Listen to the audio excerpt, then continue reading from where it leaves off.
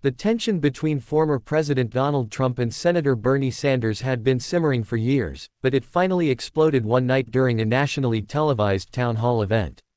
What started as a political debate turned into one of the most shocking exchanges the American public had ever witnessed. It all began when Bernie Sanders was invited to CNN's Town Hall on Democracy, a program meant to explore the future of American politics ahead of the next election. Sitting before a crowd of students, journalists, and voters, Sanders was fired up, his voice echoing with conviction. Donald Trump, he declared, slamming his hand on the podium, is a demagogue and a criminal who has spent years dividing this nation for his own gain. The audience gasped, some clapping, others shaking their heads. Sanders continued, his face red with passion. We are talking about a man who thrives on chaos, who lies to the American people, and who believes he is above the law.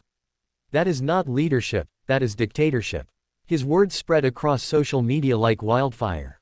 Within minutes, the hashtag Demagogue Trump began trending on X, formerly Twitter. But Trump, never one to stay silent when provoked, was watching. Later that evening, at his own rally in Texas, Trump took the stage to thunderous applause. The crowd of thousands waved red hats and banners as he leaned into the microphone, smiling in that familiar, self-assured way. So, Trump began, pausing dramatically, "Crazy Bernie is calling me a demagogue and a criminal." The crowd booed loudly at Sanders' name. Trump grinned. This is the same guy who's been in politics for 50 years and hasn't done a thing. Bernie wants to talk about democracy, but his idea of democracy is taking your money and giving it to someone who didn't earn it. The crowd roared with laughter. He wasn't done. Trump raised a finger. Bernie says I divide the nation. But let me tell you something, this country was divided long before me. I just told the truth about it.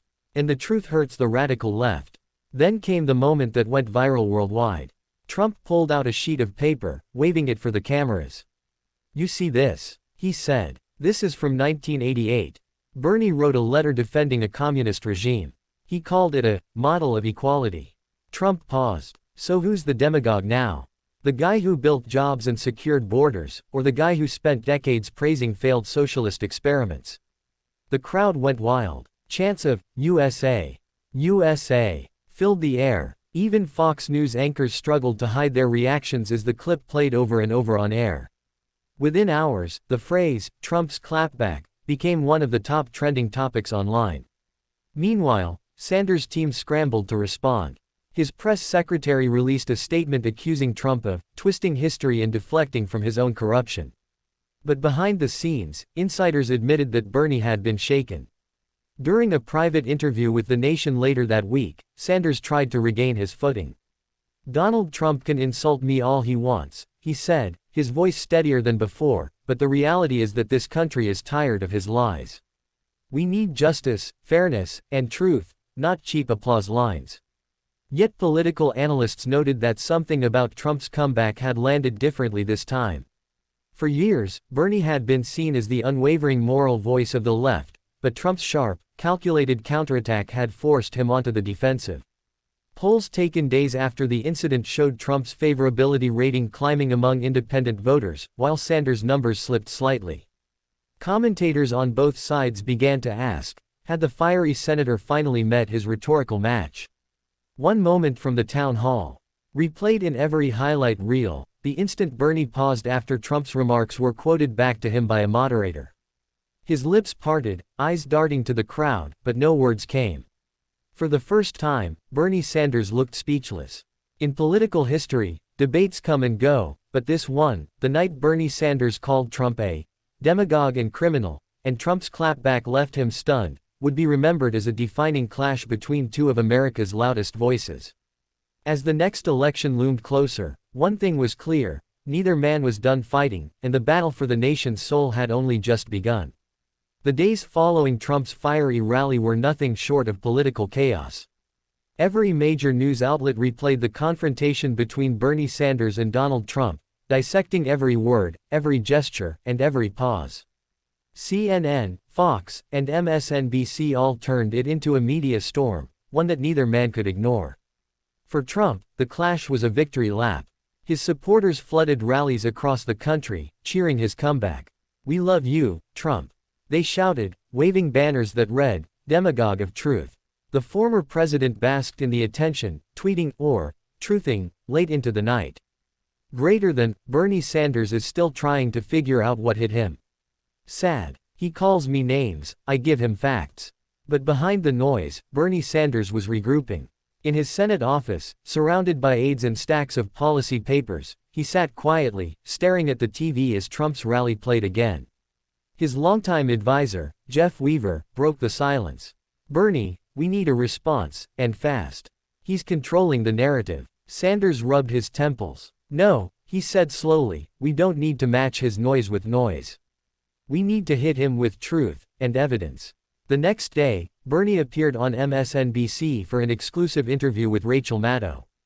Gone was the fiery tone, instead, he spoke with calm conviction. "Donald Trump can shout all he wants," Bernie said, "but the facts don't disappear.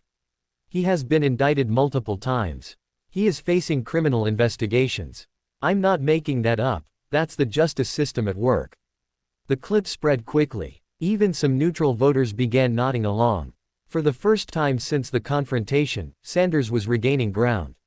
His team then released a short documentary titled, "Truth Over Tyranny," showing families affected by Trump-era policies, workers laid off, and small businesses crushed by corporate tax breaks. The message was clear: Bernie wasn't fighting for himself. He was fighting for them. But Trump wasn't about to stay quiet. Days later, during a Fox News town hall in Florida, he fired back once again. "Bernie Sanders says I'm facing investigations," Trump said, smirking. "Well, maybe if he did his job instead of talking about free college for 40 years, America wouldn't be in this mess." The crowd laughed, but this time, not as loudly. The tone had shifted, the audience wasn't as fired up as before. Political analysts began to notice it too. The confrontation that had once made Bernie look weak was now making Trump look obsessed. On late-night shows, comedians joked, "Trump can't stop talking about Bernie, maybe he's his new campaign manager." Behind closed doors, Bernie's campaign was thriving again. Donations poured in, and volunteers filled call centers. During one rally in Michigan, Sanders stood before a massive crowd of students and workers and finally addressed Trump directly. "You can insult me all you want, Mr.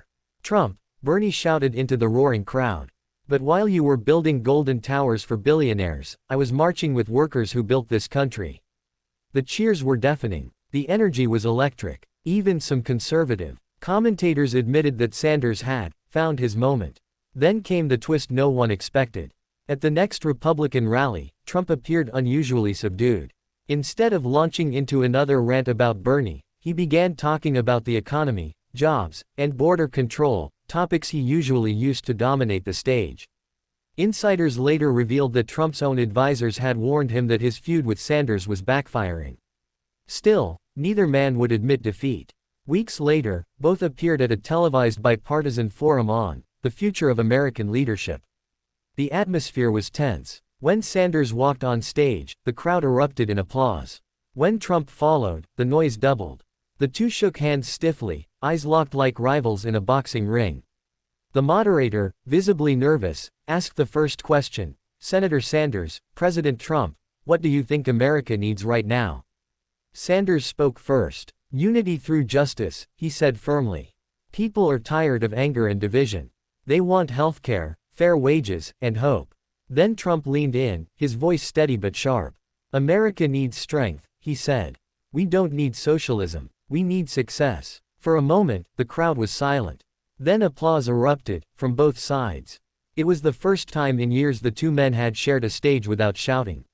For all their differences, they both represented something powerful, two visions of America, clashing yet bound together by the same nation they claimed to love. As the cameras faded and the credits rolled, Bernie turned to Trump and said quietly, "History will judge both of us." Trump smirked. "Let's make sure it's a fair fight." The confrontation that began with insults had turned into something far more, a battle for America's identity.